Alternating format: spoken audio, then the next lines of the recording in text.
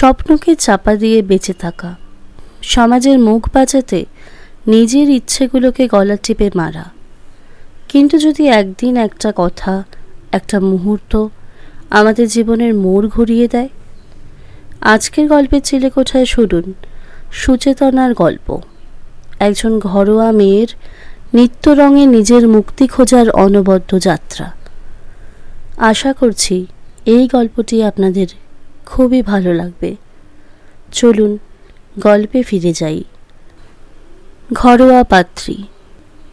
খুব সাবধানে পায়ের আওয়াজ বাঁচিয়ে বাথরুমে ঢুকে পড়ল সুচেতনা। পবিত্র ওই পাশ ফিরে ঘুমোচ্ছে এখনো।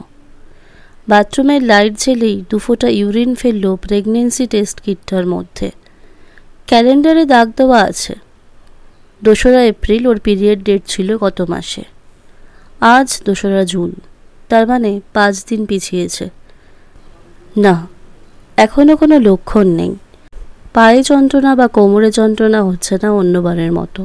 ভোরের সূর্য ওঠার আগেই যদি গুড নিউজটা পেয়ে যায়ও, তাহলে হয়তো আজ রায়চৌধুরী বাড়ির সকালের চায়ের সাথেই খবরটা দিয়ে সকলের দুশ্চিন্তা লাঘব করতে পারবে। মনের মধ্যে মারাত্মক আশা নিয়েই তাকিয়েছিল প্রেগনেন্সি কিটের দিকে। উফ, এবারও নেগেটিভ। প্যাকেট ছিঁড়ে আরেকটা কিট বের করল সুচেতনা। অনেক সময় ভুল রিপোর্ট আসে বলেই ও মেডিসিন শপ থেকে 2টো কিনেছিল। আরেকটাতেও যখন পজিটিভ চিহ্ন এলো না, তখন ধপ করে বাথরুমের ভিজে মেঝেতেই বসে পড়ল ও। বারবার ওর সাথেই কেন এমন হয়? বারবার সুচেতনাকেই কেন শুনতে হয়? কি কপাল করেছি আমরা, আর বোধহয় নাতি নাতনির মুখ দেখে স্বর্গে যেতে পারবো না। কেন শুনতে হয় জানো সু? মুখার্জিদার বউ 2বার প্রেগনেন্ট হলো, আর তুমি? কেন শুনতে হয়? আমার বোধহয় আর বাবা ডাক শোনা হলো না সু। ঠাম্মা দাদু বাবা ডাকের আকাঙ্ক্ষার ভিড়ে মা ডাক না শোনার কষ্টটা হারিয়ে যায় বোবা কান্নার আড়ালে। বেশ খানিকক্ষণ বাথরুমের ভিজে মেঝেতে বসে থাকলো সুচেতনা। মাথার মধ্যে আবার একরাশ না পাওয়ার বেদনা ভিড় করে এলো। প্রতি মাসে শাশুড়িমা খোঁজ নেন সুচেতনার পিরিয়ডের তারিখের। এ মাসেও নিতে ভোলেননি। বিয়ের প্রায় বছর 5 অতিক্রান্ত। তাই সমস্ত আত্মীয় স্বজনের কাছেই একরাশ প্রশ্নের সম্মুখীন হয়ে চলেছে সুচেতনা। পবিত্র মুখে কিছু না বললেও ওর দীর্ঘশ্বাসের শব্দটা বেশ অনুভব করে সুচেতনা। অফিস কলিগদের বাচ্চার অন্নপ্রাশনে নিমন্ত্রণ রক্ষা করতে যাবার দিনে অথবা পার্কের পাশ দিয়ে যাবার সময় বাচ্চাদের কোলাহলে অন্যমনস্ক হয়ে যায় পবিত্র। এটা খেয়াল করে বুকের ভিতরটা মুচড়ে উঠেছে সুচেতনার। নিজেকেই দোষী মনে হয়েছে। গাইনোকোলজিস্ট দেখিয়ে দেখিয়ে পবিত্রর মাসের মাইনের অর্ধেক ব্যয় হয়েছে, তবুও ইউরিন টেস্টের রেজাল্ট নেগেটিভ এসেছে। শাওয়ারের নিচে দাঁড়িয়ে ভাবনার গভীরে ডুব দিতে দিতেই অনুভব করল এ মাসে 5 দিন পিছিয়ে গেলেও ভুল হয়নি ডিম্বাণুর ক্ষরণে। পা দিয়ে গড়িয়ে পড়ছে ওর আশাহত হবার চিহ্ন। তাড়াতাড়ি স্নান সেরে স্যানিটারি ন্যাপকিনের প্যাকেটটা খুঁজল সুচেতনা। প্যাকেটের খচখচ আওয়াজেই ঘুমটা বোধহয় ভেঙে গেল পবিত্রর। ঘুম চোখে তাকিয়ে এই নীল প্যাকেট হাতে সুচেতনাকে দাঁড়িয়ে থাকতে দেখে পবিত্র বলল, একটা করে মাস কেটে যাচ্ছে আশায় আশায়। ওর কথাগুলোর মধ্যেই তীব্র বেদনার ছোঁয়া পেল সুচেতনা। অপরাধীর মতোই মাথা নিচু করে আবার বাথরুমে ঢুকে গেল ও। পুজোর ঘরে ফুল তোলা নেই দেখেই ডাক পড়ল, বৌমা। ঠাকুর ঘরের বাইরে দাঁড়িয়ে মাথাটা নিচু করে সুচেতনা বলল, আজ আমি ফুল তুলতে পারবো না মা। হায় ঈশ্বর, আমি কি এত পাপী? বলতে বলতেই ঠাকুর ঘর থেকে বাগানের দিকে এগোলেন নন্দিনী দেবী। বিজ করে বলছিলেন, বংশ শূন্য হবে রায়চৌধুরী পরিবার, নয়তো অজাত কুজাতের কাউকে হয়তো আশ্রম থেকে এনে বংশরক্ষার নাটক করতে হবে। কথাগুলো খুব একটা আস্তে না বলায় শুনতে পাচ্ছিল সুচেতনা। রান্নাঘরে ঢুকে চায়ের জল চাপালো ও। ভারাক্রান্ত মনে কোনো কাজই বোধহয় সুষ্ঠুভাবে হয় না, তাই সারাশি ছাড়াই চায়ের সসপ্যানটা হাত দিয়ে ফেলে ডান দিকের বুড়ো আঙুলে বেশ বড় একটা ফোসকা ফেলল। না, এই পুড়ে যাওয়া জায়গায় ব্যথাটা কাউকে দেখালে চলবে না, তাহলে হয়তো সবাই ভাববে সুচেতনা সন্তান জন্ম দিতে অক্ষম, আবার সংসারের কাজেও অক্ষম। তাই চুপচাপ চোখের অবাধ্য জলটাকে ওড়না দিয়ে মুছে নিল ও। চায়ের টেবিলে চায়ের ট্রে হাতে নিয়ে ঢুকেই শুনতে পেল মা বলছেন, খোকা, বলছি তোর বিন্দু মাসির বৌমার তো প্রায় 7 বছর ধরে মিসক্যারেজ হয়ে হয়ে গত বছর একটা ছেলে হলো। তো বিন্দু বলছিল ওই এক্সাইডের কাছে কোনো ডাক্তারের কাছে দেখিয়েই নাকি একবার বৌমাকেও ওখানে দেখালে হয় না। পবিত্র হালছাড়া গলায় বলল, আর কত মা, গত 2 বছরে যত গাইনি আছে সকলের কাছে দেখানো হয়ে গেছে। 2 বছরে এই ডাক্তারদের ফিস কখনো হিসেব করেছো মা? বাবা খুব শান্ত গলায় বললেন, সবই ভাগ্য বলে এবার মেনে নাও নন্দিনী। তাই বলে খোকার কখনো সন্তান হবে না এটা মেনে নিতেও যে আর পারছি না। সুচেতনা আস্তে আস্তে বলল, মা আজকাল যে ওই টেস্ট টিউব বেবি, কথাটা শেষ করতে না দিয়েই পবিত্র চেঁচিয়ে উঠে বলল, তা তার খরচটা কি তোমার বাবা দেবেন? এই জন্যই বলি অল্পবিদ্যা ভয়ঙ্করী, যা জানো না সেটা নিয়ে কথা বলতে এসো না। তোমার কোনো ধারণা আছে টেস্ট টিউব বেবির জন্য কত খরচ হয়? চায়ের কাপটা হাতে নিয়ে ঘরে ঢুকে গেল পবিত্র। সুচেতনা কি বলবে বুঝতে না পেরে অসহায়ের মতোই শাশুড়ি মায়ের দিকে তাকালো। মা বললেন, শোনো বৌমা, তুমি বরং এ মাস থেকে সোমবারটা পালন করো দেখি। ওই ফ্ল্যাটের অমলা বলছিল ওর ননদের নাকি সব ডাক্তার জবাব দেবার পরেও বাচ্চা হয়েছে। শুনলাম খুব নিষ্ঠা ভরে সোমবার করলে নাকি গর্ভসঞ্চার হয়। সুচেতনা ধীরে ধীরে ঘাড় নাড়ালো। শনি মঙ্গল শুক্রবার তো নিরামিষ খেতই, সঙ্গে না হয় সোমবারটাও যোগ হোক, তবু যদি মা ডাকটা শুনতে পায়ও। সুচেতনারা 3 বোন, বাবা এক উকিলের আন্ডারে মুহুরি ছিলেন। সেই উকিলের কর্মবিরতির সাথে সাথে বাবাও রিটায়ার করে গেছেন। রিটায়ারের পরেই অবশ্য সুচেতনার বিয়েটা হয়েছিল। ও বাড়ির ছোট মেয়ে, তাই 2 দিদির মতো জাঁকজমক করার ক্ষমতা তখন আর বাবার ছিল না। সেটা নিয়েও এ বাড়িতে এসে শুনতে হয়েছে, তোমার বাবা তো তোমার বিয়েতে হাতের মুঠো ফাঁকও করলেন না, প্রায় নমনম করে কন্যা বিদায় করলেন। প্রথম সুচেতনার বাবার ওপর রাগ হতো। তারপর বাপের বাড়ি গিয়ে যখন দেখতো বাবার প্রেশারের ওষুধটা 3 দিন ফুরিয়ে যাবার পরেও কেনা হয়নি, অথবা বাবা সিগারেট ছেড়ে বিড়িতে অভ্যস্ত হয়েছেন, তখন আর রাগ হয়নি, বরং বাবার পাকা চুলের দিকে তাকিয়ে কষ্ট হয়েছিল। মনে হয়েছিল মানুষটা নিজে তো কোনোদিন ভোগ করলেন না, 3 মেয়েকে পড়াশোনা শেখাতে বিয়ে দিতেই কাটিয়ে ফেললেন জীবনের 3 ভাগ। এরপরে আর বাবা মায়ের ওপরে রাগ অভিমান করার জায়গা থাকে না। আর রায়চৌধুরী বাড়িতে স্বাচ্ছন্দ্য থাকলেও এই বাড়ি ওর নিজের হলো কই? এত বছর পরেও তো ও পরের বাড়ির মেয়ে হয়েই রয়ে গেল। এ বাড়িতে অপমান নামক শব্দটার মাত্রা লঘু করেই বেঁচে আছে গত 5 বছর। বর্দি গতকালও ফোন করে বলেছিল, দেখিস এবারে ভগবান তোর দিকে মুখ তুলে চাইবেন। বর্দিকে কি একবার ফোন করে বলবে যে এবারেও নেগেটিভ? হোয়াটসঅ্যাপের মেসেজটা ঢুকলো। বিপ টোনে জানান দিল তার আগমন বার্তা। একটা অজানা নাম্বার থেকে মেসেজ ঢুকলো, সুচিতা দি, প্লিজ মন খারাপ করো না, আমি তো আছি তোমার সাথে। নিচের ভিডিওটা দেখো, তোমার মন ভালো হয়ে যাবে। সুচেতনা বুঝতে পারছে খুব পরিচিত কেউ এমন লিখেছে, যার কাছে ওর ফোন নাম্বার আছে। যদিও ওর এই নাম্বারটা সেই কলেজ লাইফের, তাই বহু বন্ধুর কাছেই ছিল। তাদের মধ্যেই হয়তো কেউ।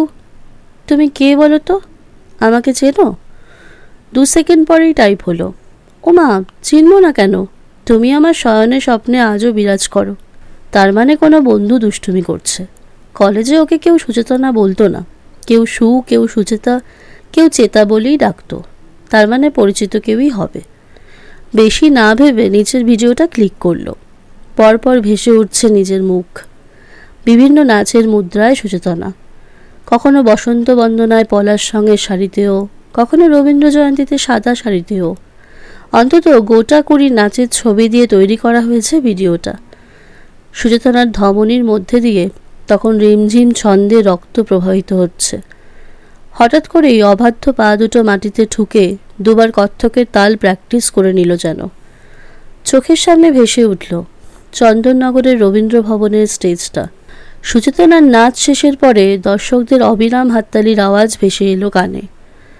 যেদিন বাবার কাছে দত্তকাকু এলো পবিত্রর সাথে সুচেতনার সম্বন্ধ নিয়ে, সেদিন দত্তকাকু বলেছিলেন রায়চৌধুরীরা আগে খুব সম্ভ্রান্ত ছিল, এখন ভাইয়ে ভাইয়ে ভাগ হয়ে গিয়ে সব সম্পত্তির বাটোয়ারা হয়ে যাওয়ায় অবস্থা পড়ে গেছে।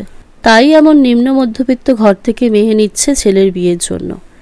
আগেকার অবস্থা হলে নাকি ওই বাড়িতে সুচেতনার বিয়ের প্রস্তাব নিয়ে যাবার সাহসই পেত না দত্তকাকু। বাবা তখন নেহাতি কন্যাদায়গ্রস্ত পিতার ভূমিকায়, তাই খড়কুটোর মতো আঁকড়ে ধরেছিলেন দত্তকাকুর হাত দুটো। পাত্রের মা নাকি একটু ঘরোয়া মেয়ে চান। বাবা সরল বিশ্বাসে বলেছিলেন, আমার 3 মেয়েই ঘরোয়া ভাই। মুচকি হেসে দত্তকাকু বলেছিলেন, তুমি হাসালে দাদা, তোমার ছোট মেয়ে স্টেজে নেচে বেড়াচ্ছে আর বলছো কিনা ঘরোয়া। সেদিন থেকেই সুচেতনার কাছে ঘরোয়া শান্ত মেয়ের সংজ্ঞা বদলে গিয়েছিল। ও বুঝেছিল নিজেকে ঘরোয়া প্রমাণ করতে ওকে পা থেকে ঘুঙুর খুলতে হবে। শান্ত বোঝাতে ওকে আজ থেকে বোবার কোনো শত্রু নেই, এই নিয়মে চলতে হবে। তবেই বাবার কপালে দুশ্চিন্তার চিরস্থায়ী রেখাগুলোর নিরাময় হতে পারে। মায়ের করুণ চাহনির আকুতিতেই সেই ছোট্ট থেকে শেখা ভালোবাসাটার জলাঞ্জলি দিতে হয়েছিল ওকে। বাড়ির পাশের রেবতীদিকে গিয়ে জানিয়ে এসেছিল সুচেতনা, ও আর নাচতে পারবে না। রেবতীদি কখনো 1 টাকা মাইনে না নিয়েই শিখিয়েছিল তার প্রিয় ছাত্রীকে।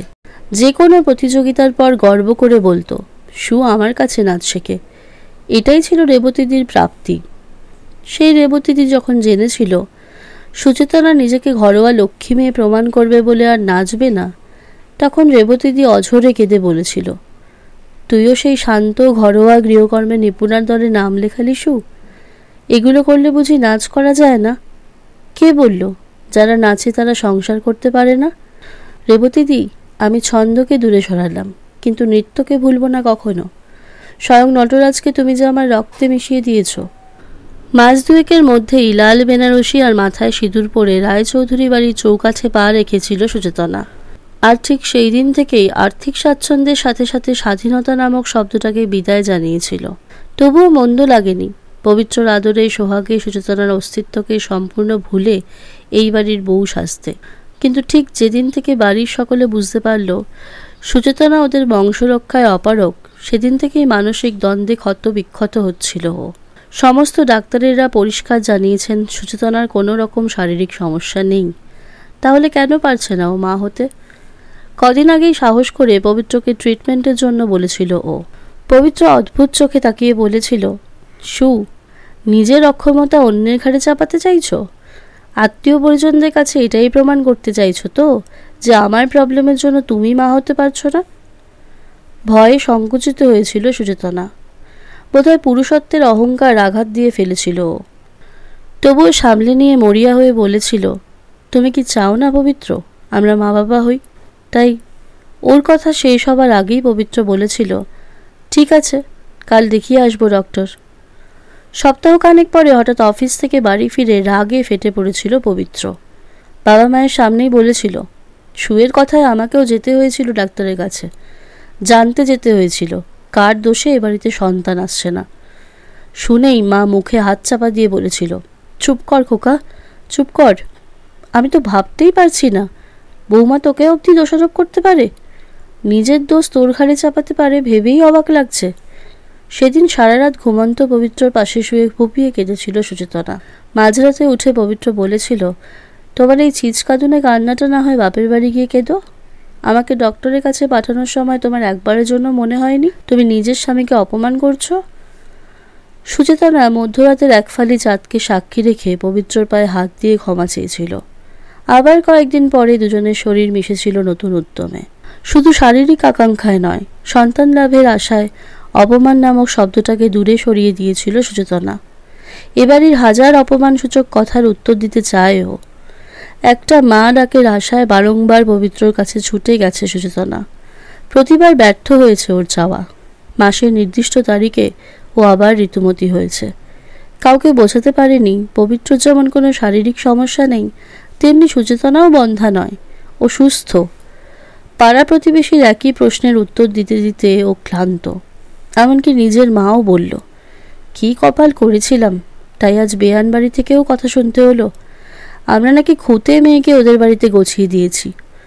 অসহ্য লাগে সুচেতনার। বাঁচার সব ইচ্ছেটুকু ধীরে ধীরে শেষ হতে বসেছে। কোনো শুভ অনুষ্ঠানের আচারে ওকে হাত দিতে দেন না বাড়ির গুরুজনেরা। তারই মধ্যে একটু নিঃশ্বাস নেবার মতো ঠান্ডা বাতাস দেয় হোয়াটসঅ্যাপের ওই অপরিচিত নাম্বারটা। রোজই সুচেতনার কোনো না কোনো নাচের ছবি সে পাঠাবেই, সঙ্গে লেখে 2-4 লাইন। সেদিন যেমন একরাশ মন খারাপ নিয়ে মুঠোফোনটা হাতে নিতেই মেসেজটা ঢুকলো, তোমার মনের মন খারাপি বাতাসটাকে আমি মন্ত্র বলে টেনে নেব নিজের কাছে, আর পরিবর্তে পাঠাবো এক মুঠো বৃষ্টি। সারাদিন ধরে তুমি ভিজবে সেই বৃষ্টিতে, তুমি নাচবে বৃষ্টির তালে তালে, আমি শুধু দূর থেকে দেখব তোমাকে। সুচেতনা লিখেছিল, আমি আর নাচি না। না, ও আর জানতে চায়নি অজানা মানুষটিকে। জানতে চাইলে যদি মানুষটা পালায়, তাহলে তো নিঃশ্বাস নেওয়া কঠিন হয়ে যাবে ওর। তাই বেঁচে থাকার জন্যই ওই অজানা নাম্বারটাকে বাঁচিয়ে রাখতে হবে। খুব ইচ্ছে করছিল সুচেতনার, যদি ওই মানুষটির গলাটা একবার শুনতে পেত। এই একটা মানুষই ওকে বলে, মা হওয়া যেমন গর্বের, তেমনি নারী হওয়াও কিন্তু গর্বের। তুমি তো মা হতে গিয়ে নারী সত্তাকে ভুলে যেতে বসেছ। সুচেতনা রক্ত ঝরিয়ে লিখেছিল, কোনোদিন কি আমাদের দেখা হবে না? কোনোদিন কি তুমি নিজের পরিচয় দেবে না আমার কাছে? আমি তো খুব ভালো করেই বুঝতে পারছি তুমি আমাকে ভীষণ ভালো করে চেনো।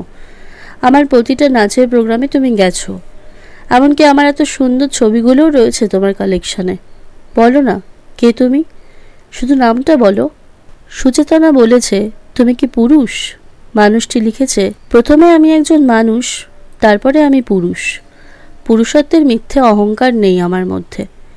রায়চৌধুরী বাড়িতে উঠতে বসতে অপয়া অলক্ষণে শুনতে শুনতে চোখের জল প্রায় শুকিয়ে গিয়েছিল সুচেতনার। ইদানিং পবিত্রও আর খুব বেশি কথা বলে না ওর সাথে।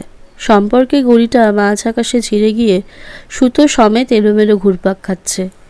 লাটাইটা আর হাতে নেই ওর, তাই কোনোভাবেই ঘুড়িটাকে নিজের কাছে আনতে পারল না সুচেতনা। শাশুড়ি মা ফোনে লোকের কাছে দুঃখ করে বলছেন, কি আর করব বলো, বাজা মেয়েকে নিয়েই আমার খোকাকে কাটাতে হবে বাকি জীবনটা। অদ্ভুত একটা বোবা কষ্টে বিদ্ধ হতে হতেই ঘরের সব জিনিস ওলটপালট করতে শুরু করলো সুচেতনা। এলোমেলো চুল, শাড়ির আঁচল বিধ্বস্ত, চোখের নিচে গাঢ় অন্ধকার। পাগলের মতো তছনছ করছিল ও।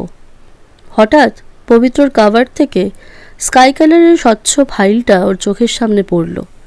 নিশ্চয়ই কোনো মেডিকেল রিপোর্ট। সারা ঘরে শুধু মিসেস সুচেতনা রায়চৌধুরীর মেডিকেল রিপোর্ট ছড়ানো। যে যা বলেছে তাই টেস্ট করানো হয়েছে, সবই নর্মাল। তারপরে ও পরিচিত হয়েছে বন্ধা বলে। এইসব রিপোর্টগুলো একসাথে জ্বালিয়ে দিতে হবে আজ, কোনো মূল্য নেই এসব মিথ্যে কথার। রিপোর্টগুলো জড়ো করছিল সুচেতনা। মাস্তুত ননদের সাধের অনুষ্ঠানে বেরিয়ে গেছে বাড়ির সকলে। সাধের অনুষ্ঠানে যেতে পারেনি সুচেতনা। ও গেলে যদি ওই গর্ভবতীর ক্ষতি হয় বলেই এই সাবধানতা নিয়েছেন শাশুড়ি মা। সব ফাইলগুলো পাগলের মতো খুলছে সুচেতনা। বের করে আনছে নিজের ডাক্তারি রিপোর্টগুলো। দু চোখে নোনতা জলের ধারায় ভিজে যাচ্ছে গাল থেকে চিবুক। হাতের এই রিপোর্টটাতে সুচেতনার নয়, পবিত্রর নাম লেখা আছে। ভালো করে চোখটা মুছে তাকাতেই দেখল এটা পবিত্রের স্পার্ম কাউন্টিংয়ের রিপোর্ট। ও, এই সেই রিপোর্ট যেটা করাবার পর পবিত্র বলেছিল, লজ্জা করে না তোমার আমার পুরুষত্বকে অক্ষম প্রতিপন্ন করে নিজের নারীত্বকে বন্ধা বলা থেকে আটকাতে চাইছ? লজ্জায় সত্যিই অধঃপতন হয়ে গিয়েছিল সুচেতনা। এ কি দেখছে ও কি সত্যিই ঠিক দেখছে, নাকি মাথার সাথে ওর চোখেরও গন্ডগোল হয়ে গেছে? সুচেতনার বান্ধবী সীমার হাজব্যান্ড ডাক্তার। এক সেকেন্ডও দেরি না করে রিপোর্টের একটা ছবি তুলে সীমার হোয়াটসঅ্যাপে পাঠিয়েই লিখল, পরে না সীমা, প্লিজ হেল্প। তোর হাজব্যান্ডকে এক্ষুনি দেখিয়ে বল এটা কী বলতে চাইছে। সীমার রিপ্লাই এলো, 10 মিনিট সময় দে প্লিজ।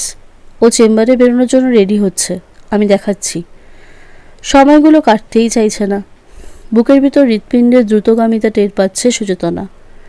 সব রিপোর্টগুলো জ্বালিয়ে সেই আগুনেই নিজেকে ধ্বংস করবার সিদ্ধান্ত নিয়েছে সেই সকালবেলায়। যখন শাশুড়ি মা বললেন, দেখো আবার শাড়ি পরে খুকি সেজে যেন রিয়ার সাধের অনুষ্ঠানে গিয়ে হাজির হয়েও না, তাহলে আর ওদের কাছে মুখ দেখাতে পারবো না। ভাববে আমাদের ঘর শূন্য বলেই লোকের ক্ষতি করতে আমরা তোমাকে নিয়ে গেছি ওদের বাড়ি। ঠিক সেই মুহূর্তেই সিদ্ধান্ত নিয়েছিল সুচেতনা, আর বোধহয় বেঁচে থাকার কোনো অর্থই নেই। সীমা কল করেছে। কাপা গলায় ফোনটা ধরল সু। সীমা বলল, আমার হাজব্যান্ডের সাথে কথা বল। ভদ্রলোক বেশ গম্ভীর গলায় বললেন, দেখুন সুচেতনা দেবী, এটা জাস্ট লস্ট কেস। যদিও আমি নিউরোলজিস্ট, তবুও রিপোর্ট দেখে বেশ বুঝতে পারছি ওনার স্পার্ম কাউন্টিং এতটাই কম যে উনি সন্তান ধারণে অক্ষম। দেখুন রিপোর্টের পাশে নর্মাল নাম্বারের থেকে ওনারটা ঠিক কতটা কম। মেডিসিনের মাধ্যমে স্পার্ম কাউন্টিং বাড়ানো সম্ভব, কিন্তু সেটা একটা মাত্রা পর্যন্ত। এক্ষেত্রে সেটা সম্ভব নয় বলেই মনে হচ্ছে। তবুও আপনারা ট্রাই করে। কথাটা শেষ হবার আগেই ফোনটা কেটে দিল সুচেতনা। ডাক্তারি ভাষা না বুঝলেও এটুকু বুঝেছে যে কার শারীরিক অক্ষমতায় ওদের আজ পর্যন্ত সন্তান এলো না। বুকের ভেতরটা মুচড়ে উঠল ওর। যার জন্য মা ডাক শোনা থেকে বঞ্চিত হলো, সেই ওকে এত বড় প্রবঞ্চনা করল। শনি মঙ্গল সোমবারের উপোস করে নিজেকে নির্দোষ প্রমাণের হাজার চেষ্টা বৃথা হয়ে গেছে ওর। কত কত ওষুধ গাছগাছালির রসে পেটের মধ্যে চড়া পড়ে গেছে ওর। তবুও ওই মানুষটা একবারের জন্য সকালের সামনে দাঁড়িয়ে বলেনি যে দোষটা তার, সুচেতনার নয়। এটা কি পুরুষত্ব? তাহলে মানবিকতা কার নাম? ভালোবাসা কার নাম? আজ ওই অজানা নাম্বারে ফোনটা করেই ফেলল সুচেতনা। ফোন ধরেই পুরুষকণ্ঠ বলল, বলো সুচেতাদি, নিয়ম ভেঙে ফোন কেন হঠাৎ? কঠিন কণ্ঠে সুচেতনা বলল, ভালোবাসো না আমাকে? খুব ভালোবাসো। আমি যা বলবো করতে পারবে বলে অনেক গর্ব করেছো তুমি। এখনই চলে এসো আমার শ্বশুর বাড়িতে। ফোনটা কেটে দিয়েছে সুচেতাদি, কিন্তু গলা শুনেই বুঝতে পেরেছে সাগ্নিক সামথিং ভেরি আর্জেন্ট। সুচেতাদিকে তো আর আজ থেকে দেখছে না ও। ওর যখন ক্লাস 4 তখন সুচেতাদি ক্লাস 8-এর ছাত্রী। প্রথম যেদিন মায়ের কাছে নাচ শিখতে এসেছিল সেদিনই অবাক চোখে দেখেছিল সাগ্নিক। মায়ের এত এত ছাত্রীর মধ্যে কেন যে সুচেতাদিকেই এত ভালো লাগতো তা কখনো বোঝেনি ও। শুধু এইটুকু বুঝেছিল, ও যখন মঞ্চে নাচত তখন মনে হতো স্বর্গের কোনো অপ্সরী ভুল করে পৃথিবীতে নেমে এসেছেন। মা বলতো শুয়ের পায়ের ছন্দে পৃথিবী ভয় পায়, ওর হাতের মুদ্রায় বাতাস থেমে যায়। সাগ্নিক ওকে ক্লাস 4-এ নোটিস করলেও সুচেতাদি নাকি আরও 5 বছর আগে থেকেই নাচ শিখছিল। প্রতিদিন পড়া ভুলে মায়ের নাচের ক্লাসের দিকে তাকিয়ে থাকতো না সাগ্নিক। শুধুমাত্র যেদিন সুচেতাদি ক্লাস থাকতো সেদিনই বিশ্ব সংসার ভুলে যেত ও। ক্লাস শেষ করে বেরোনোর সময় সাগ্নিকের মাথায় হাত বুলিয়ে গালটা টিপে দিয়ে আদর করে চলে যেত ও। কিন্তু সাগ্নিক যখন ক্লাস 9 আর সুচেতাদি সদ্য কলেজে উঠেছে তখনই ভয়ঙ্কর ভুলটা করে ফেলেছিল ও। ক্লাস শেষ করে ওদের বাড়ি থেকে বেরোচ্ছিল সুচেতাদি। ঠিক সেই সময় সাগ্নিক দুপাতার প্রেমপত্রটা অগ্রপশ্চাৎ বিবেচনা না করেই ওর হাতে দিয়ে বলেছিল, আই লাভ ইউ। প্রায় আধ ঘন্টা পরে ওকে আবার সাগ্নিকদের বাড়ির দরজায় দেখেই মুখ শুকিয়ে গিয়েছিল ওর। একবার যদি চিঠিটা মায়ের সামনে পড়ে তাহলে যে কি হবে ভাবতেই পারছে না সাগ্নিক। এ অঞ্চলে নাচের কলা টিচার বলে রেবতী গোস্বামীর নাম আছে। সুচেতাদি আস্তে আস্তে বলেছিল, আজ বিকেলে দিঘির পাড়ে দেখা করব, কথা আছে। সারাদিন পাগল পাগল অবস্থা ছিল সাগ্নিকের। সুচেতাদি কলেজের কোনো ছেলের সাথে কথা বললেও ভীষণ রাগ হতো সাগ্নিকের। ও শুধুই সাগ্নিকের, ওর প্রতিটি কোষকলার ওপর অধিকার একমাত্র সাগ্নিকের। এমনই ভেবে এসেছে সেই ছোট্ট থেকে। একটা ময়ূরকণ্ঠী রঙের চুড়িদার পরে দিঘির পাড়ে দাঁড়িয়েছিল সুচেতাদি। ঢিপ ঢিপ বুক নিয়ে সাগ্নিক সামনে গিয়ে দাঁড়িয়েছিল, মাথা নিচু, চোখ নিচের দিকে। দেখেই সুচেতাদি বলেছিল, এমন কাজ কেন করলি সাগ্নিক, যাতে নিজের দিকে চোখ করে রাখতে হয়? তারপরেই শান্ত গলায় ও বলেছিল, শোন পাগল, তুই কোনো অন্যায় করিসনি। ভালোবাসা কোনো অন্যায় নয়, তবে মুশকিলটা কি বলতো, আমাদের সমাজে কিছু কিছু নিয়ম আছে। তুই আমার থেকে অনেকটা ছোট, তাই তোর ভালোবাসাকে ঠিক প্রেমিকের ভালোবাসা বলা যায় না রে। সাগ্নিক আস্তে আস্তে বলেছিল, কিন্তু আমি তো একদিন বড় হবই। সুচেতাদি হেসে বলেছিল, হ্যাঁ, সেই বড় হবার পরে যাকে ভালোবাসবি সেটাই হলো আসল ভালোবাসা, বুঝলি পাগল? এসব কথা আর কাউকে বলিস না, লোকে তোকে খারাপ ভাববে, আর তোকে খারাপ ভাবলে আমার কষ্ট হবে রে। চলে গিয়েছিল সুচেতাদি। নীরবে বেশ কিছুক্ষণ দাঁড়িয়েছিল সাগ্নিক। তারপর ভেবেছিল, বেশ, বাঁচতে হবে না সুচেতাদিকে ভালো। ও যদি বাসে সেটাকে আটকানোর ক্ষমতা তো কারণ নেই। সেই তবে থেকেই মনে মনে ওকে ভালোবাসে সাগ্নিক। ওর যখন ভালো বাড়িতে বিয়ে হলো তখনও চলে যাবে ভেবে কষ্ট হলেও খুব আনন্দও হয়েছিল সাগ্নিকের। সুচেতাদি ভালো থাকবে ভেবেই আনন্দ পেয়েছিল ও। দিন কেটে গেছে, বছর ঘুরে গেছে। মাঝে সাঝে সুচেতাদিকে দেখেছে, বাপের বাড়ি এসেছে, মায়ের সাথেও দেখা করে গেছে। একবারও জানতে পারেনি সাগ্নিকের দিন শুরু হয় ওর নাচের ছবি দেখে। মায়ের অ্যালবাম থেকে ওর সব ছবি এখন সাগ্নিকের জিম্মায়।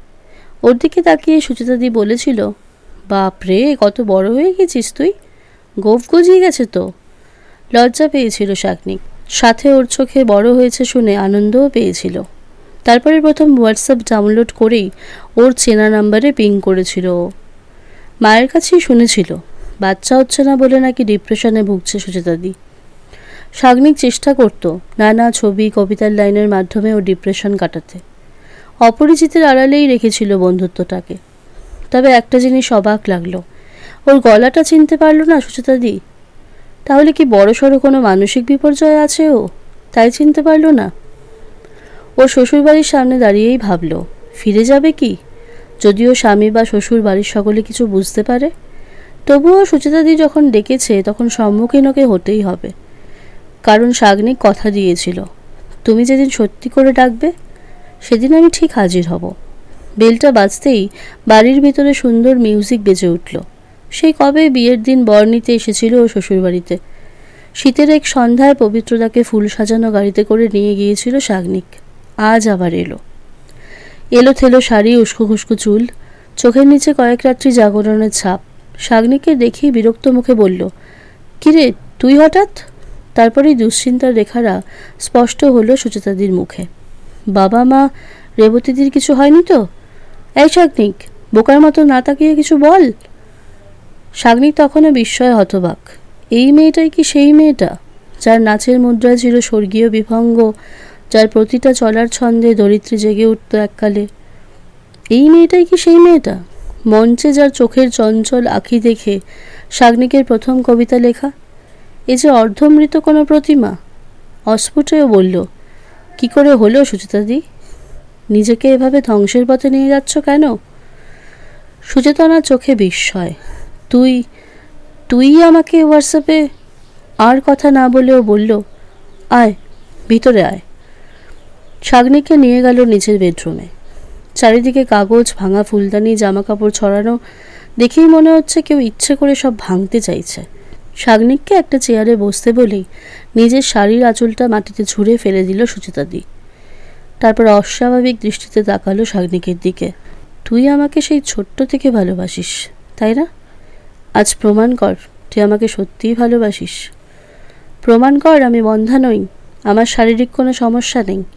আমি মা ডাক শুনতে চাই, বাজা নামটা ঘোচাতে চাই। থরথর করে কাঁপছে সাগ্নিক। এও কাকে দেখছে? কোথায় গেল সেই সংযমী, মিতভাষী অথচ উজ্জ্বল সুচেতাদি? রোজ যাকে স্বপ্নে দেখত, যাকে দেখতে পেত মায়ের ঘরের বিরাট নটরাজ মূর্তির অবয়বে। সুচেতাদির জন্য আনা গিফটগুলো হাত থেকে মেঝেতে ছড়িয়ে পড়ে গেল নিজের অবচিত নেই। কল্পনার মানবীর সাথে বাস্তবের মেয়েটার এতটা তফাৎ মেনে নিতে পারছে না সাগ্নিক।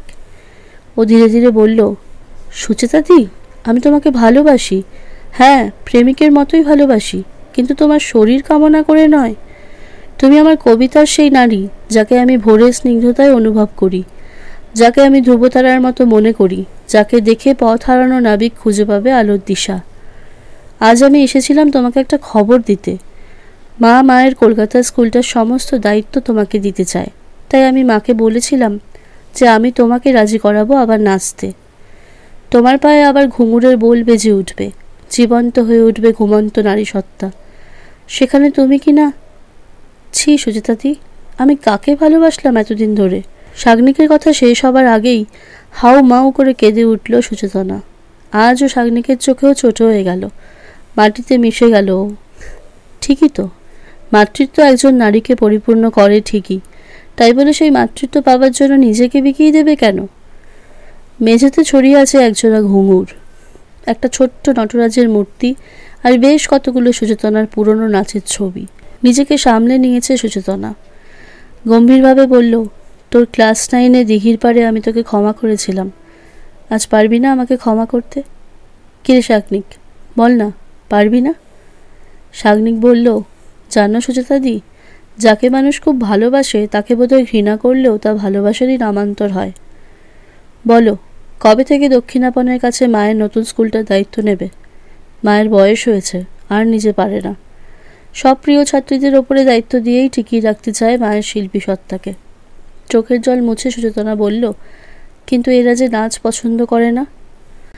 সাগ্নিক হেসে গিফটগুলো তুলতে তুলতে বলল, এবার একটু নিজের পছন্দের গুরুত্বও দাও সুচেতাদি, এতগুলো বছর তো সবার ভালো দেখলে। চলে গেছে সাগ্নিক। একা নিশ্চুপ হয়ে বসেছিল সুচেতনা। বাইরে গাড়ির আওয়াজ। এরা বাড়ি ফিরল। সন্ধে নেমেছে তিলোত্তমাতে। চারিদিকে আলোর মানায় সেজে উঠেছে কল্লোলিনী। ঘরোয়া মেয়েটা আজ প্রতিবাদিনী। হাতে পবিত্র মেডিকেল রিপোর্টটা নিয়ে সোজা ড্রয়িং রুমে ঢুকল ও। শ্বশুরমশাইয়ের হাতে তুলে দিয়ে বলল, আপনি তো শিক্ষিত মানুষ, আশা করি বুঝবেন। রিপোর্টটা দেখেই পবিত্র ঝাঁপিয়ে পড়ল বাঘের মতো। সুচেতনা বলল, লাভ নেই পবিত্র, আমি ছবি তুলে রেখেছি। দিনের পর দিন নিজের অক্ষমতাকে ঢেকে তুমি আমাকেই দোষী করে গেছো।